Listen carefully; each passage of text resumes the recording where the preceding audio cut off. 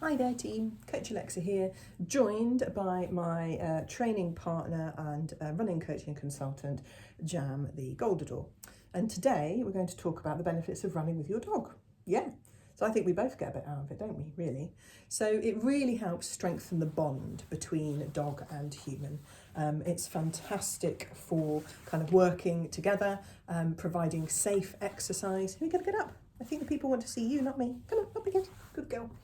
It provides a fantastic opportunity to channel energy for larger or more active or working breeds like this one, who's fairly constantly in go mode, and it can reduce that sort of reactivity in prey drive in some dogs, gives them that outlet for all of that energy. Good place to start with canicrosses, like you would with humans and their fitness, is to build up things up really gently. So maybe start with the equivalent of a Couch to 5K program for your dog, particularly if they've not done much continuous running before. They, like us, need to kind of build things up gradually and make sure that you allow rest days, recovery weeks, etc., exactly like you would with human training. You need to also wait before you start running with your dog until they're fully physically mature. Now, this varies according to the size and the breed of dog that you have. So for larger breed dogs, it could be up to 1.5 years old. It might be, a little bit shorter than that, around a year mark for a smaller breed. So yeah, just kind of pay attention, maybe going for a vet check and confirm when they're getting their jabs or whatever that they're at the right kind of size. Hello, yes, to be able to start running with you. So in terms of kit, it's really, really useful to have a harness for your dog. So Canicross style running involves attaching a waist belt and a lead to the harness. You don't want it to be via a collar. There's a lot of incredibly delicate structures, the breathing tube, the sort of tube for the food to get to their tummies, lots of key nerves and arteries that feed their brains going up the front of their neck. You don't want to be putting any pressure on around the neck region with a collar. So it's best to have a harness that is going to take the kind of pull, the little pull on the end of the bungee lead through their shoulders instead. And then the lead side of it, the end that clips to the dog, a waist belt that goes around the human. And the most important bit is that instead of it being a sort of taut lead, you have a bungee cord bit in the middle, don't we? Yes, bungee cord bit in the middle. So this means that if there are any emergency stops by the dog, which this one is quite an expert at, there's a little bit of give and take in the lead. One person doesn't get flying, or one person or dog doesn't go flying if something happens.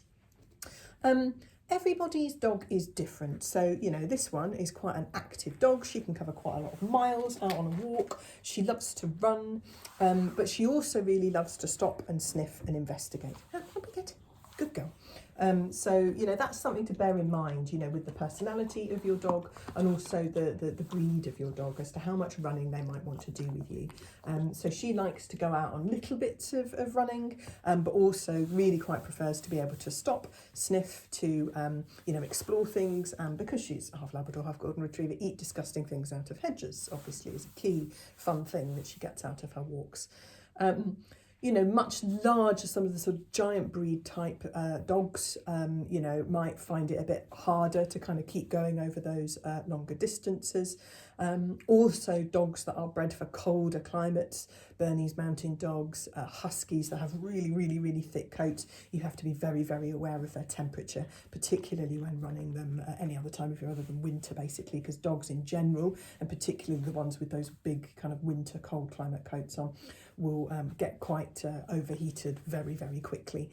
She's got a double layer coat like most Labradors and Golden Retrievers have, and I wouldn't run her in the summer because she gets too hot and struggles to cool herself down. Also, it's worth checking with some of the smaller breeds, small legs. Doesn't take long to get to a distance that might tire them out.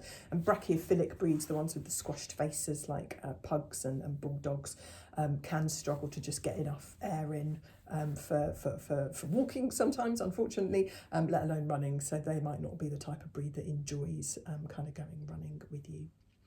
Do you need to feed your dog extra food? I mean, if you're doing loads and loads and loads of running with them, then maybe a little bit, yes. You don't have to go overboard, kind of watch their weight. Don't go about overfeeding them because that probably has worse health benefits on the dog.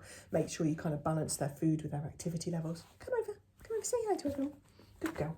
But do make sure that you feed them a good couple of hours before you're planning out on going running, because, thank you. Yes, thank you very much. Thank you very much. Because otherwise they might get a bit kind of, well, like we do, a bit of stitch or maybe a bit of bloat, or some sort of digestive distress, which is not what we want, is it?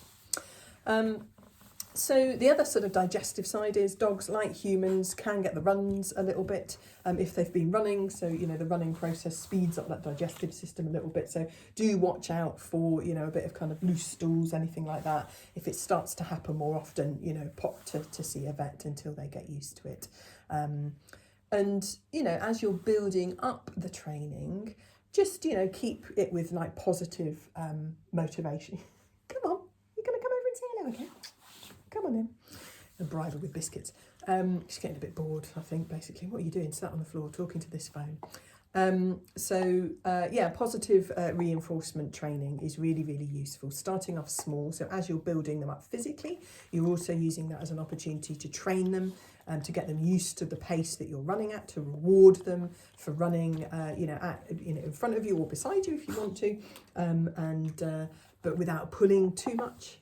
So just kind of getting that balance right and using, you know, short and sharp little bits, well, shorter run intervals to start with. Thank you very much, darling.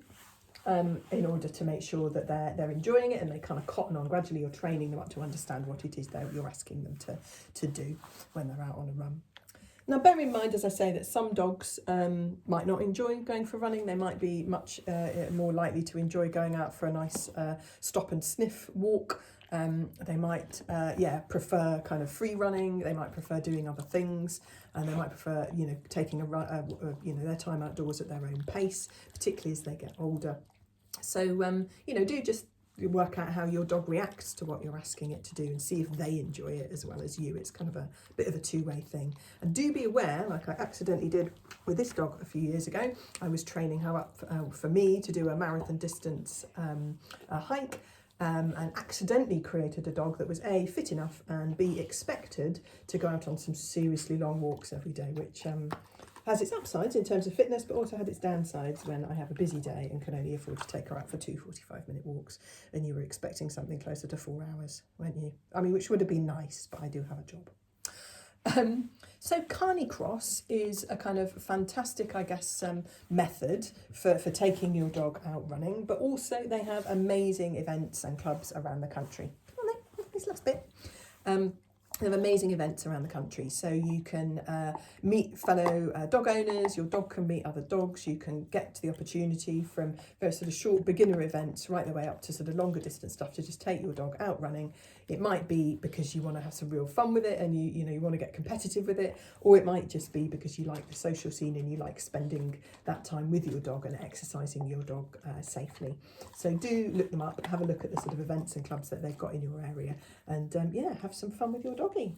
And before I get licked to death anymore, I shall sign off there. Thank you very much, Jan. Thanks for listening.